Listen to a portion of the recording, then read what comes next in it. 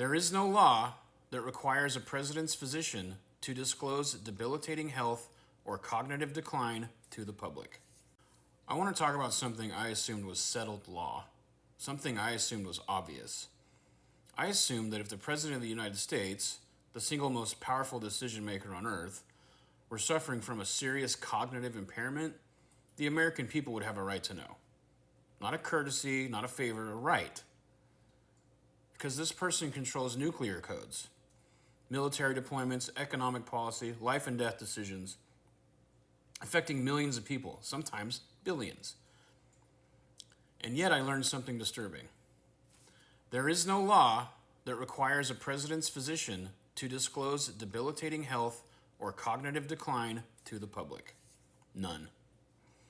In fact, according to medical ethics guidance, including from the American Medical Association, the decision to disclose is largely left to the individual physician's judgment, constrained by patient privacy and consent.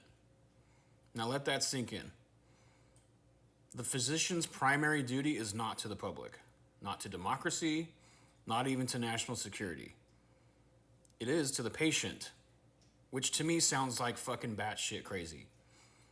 So we have built a system where the public safety depends on the honesty of the president, good luck with that, the independence of their doctor, and the hope that neither is compromised by loyalty, pressure, or politics.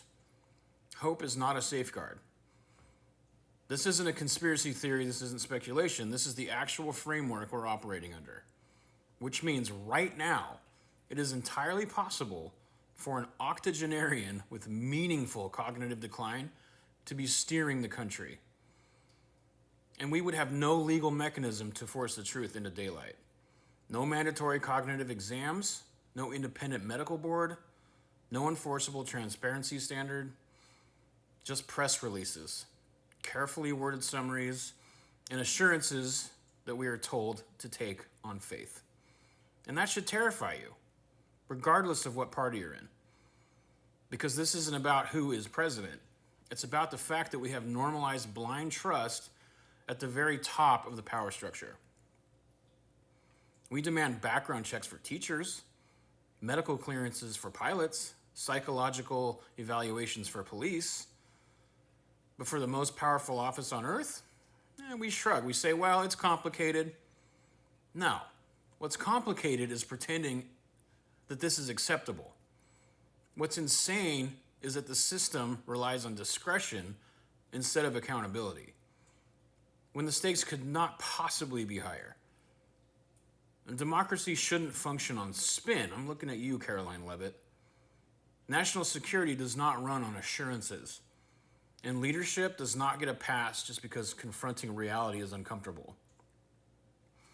If we cannot even ask for transparency, if we are told that wanting to know whether our leader is cognitively fit is somehow inappropriate, then we are not participants in democracy. We are passengers.